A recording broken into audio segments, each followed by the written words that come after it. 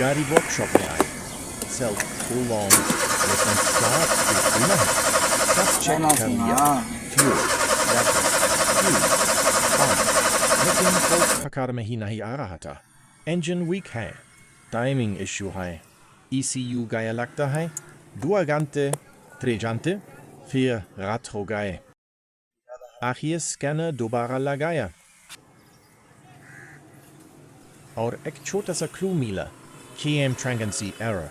बस फिर wiring check की, सेंसर वीक निकला, नया कम सेंसर लगाया।